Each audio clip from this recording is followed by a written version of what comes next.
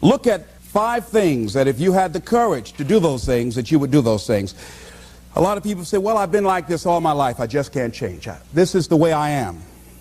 Dr. Harold Griswold, a psychologist and author of Direct Decision Therapy, said something. He says, when someone says, I can't change, some part of them wants to change, but the payoffs for his present behavior are greater than the payoffs for a changed behavior, or his fear of change is too great. Ladies and gentlemen, it takes courage to live your dreams. It takes courage to manifest your greatness. It takes courage to decide to live, to decide to bring out all of your talents and abilities, to decide to stretch out, to decide to take a chance. It takes courage to be happy, just to be you. I saw a friend who I hadn't seen for a long time. Her whole personality has changed. She was an extroverted, assertive person. But because her husband has a fragile ego, when she's around him, she cows down to him. She plays to him. She's very silent. She doesn't express herself, her feelings. And there are many things she wants to do, but before she even makes a decision of what she wants to do, she checks. How will he handle this? How will he see this? Will this be disruptive in our relationship?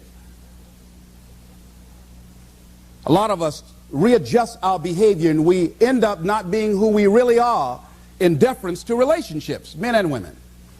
Looking at the word courage, Webster says the attitude of facing and dealing with anything recognized as dangerous, difficult, or painful instead of withdrawing from it.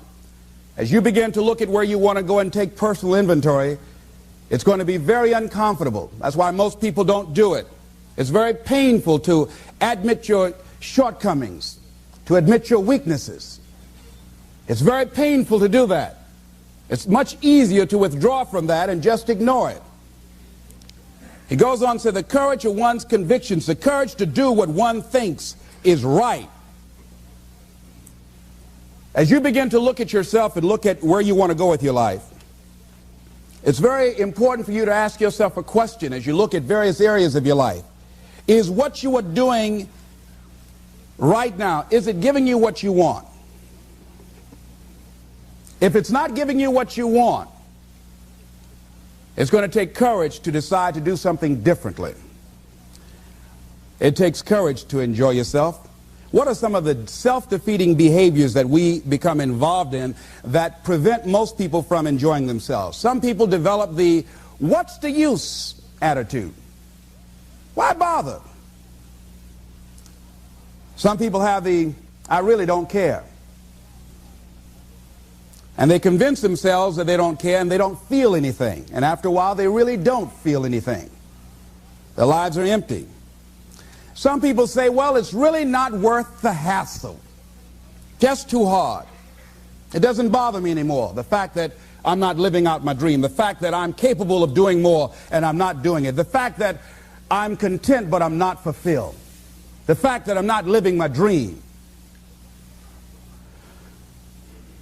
Tom Rusk and Randy Reed, in a book called I Want to Change But I Don't Know How, said people go through life many times playing it safe. He says that's the secret hope, that they say to themselves, if I never let myself feel too good, maybe I'll never get hurt too badly. A lot of people don't ever do the things they're capable of doing because they allow themselves to go along with the crowd, following the crowd. Many people have things they want to do, and they find themselves in relationships with people who are addicted to mediocrity, and they allow their behavior to influence their behavior. Following the crowd. Many people don't do it because of the fact that they allow their lack of self-confidence to immobilize them. I remember when I wanted to go into business for years, that was an agonizing thought in my mind. I wouldn't try it, because I didn't believe that I could make it.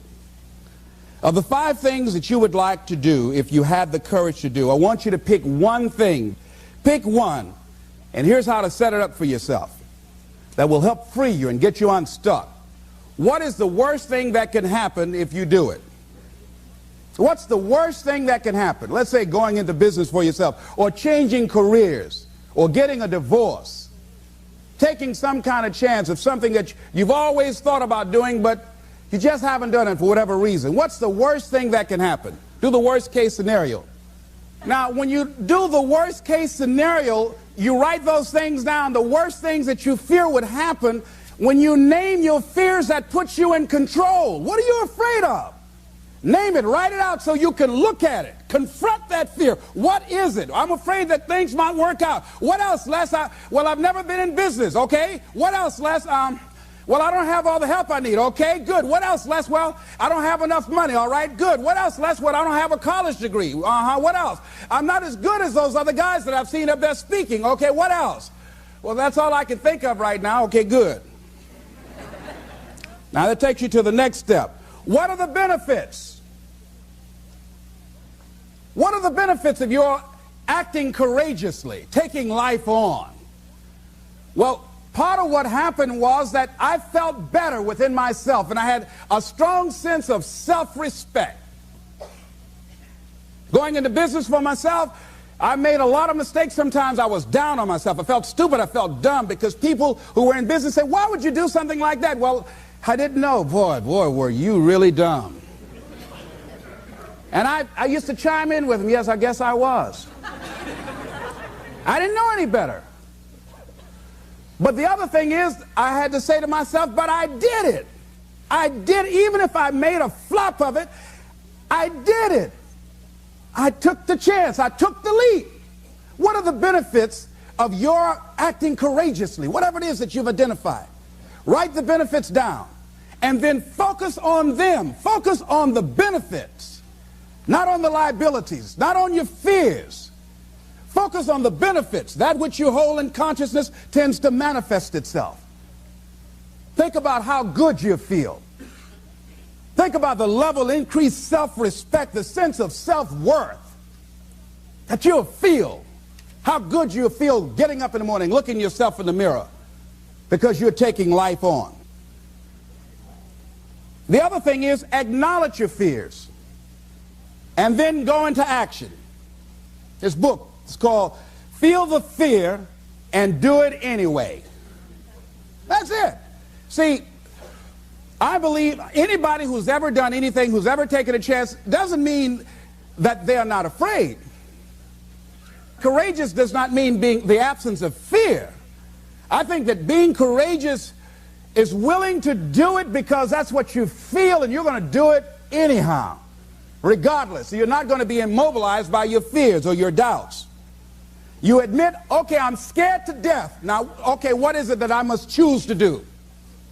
Go ahead and experience that fear, but don't let that fear immobilize you. In what you've done with your life thus far, is it giving you what you want?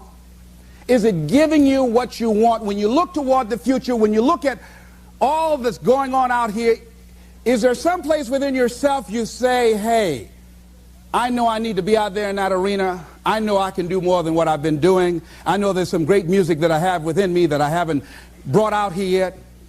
Is that something that you begin to look at within yourself? So I used to do that, and I used to go to big rallies and see guys up speaking when I wasn't courageous enough to go out there and say, hey, my name is Les Brown, the motivator, Mamie Brown's boy, I want to talk. I would never do that. I'd just be back there looking at them and want to get their autograph and would say, can I meet you, Mr. Waitley, or can I meet Mr. Zig Ziglar? Please tell him, who are you? Oh, Les Brown. Because I felt within myself I was a nobody. So who am I to go talk to these guys and go get their autographs? I'd like to do what you do.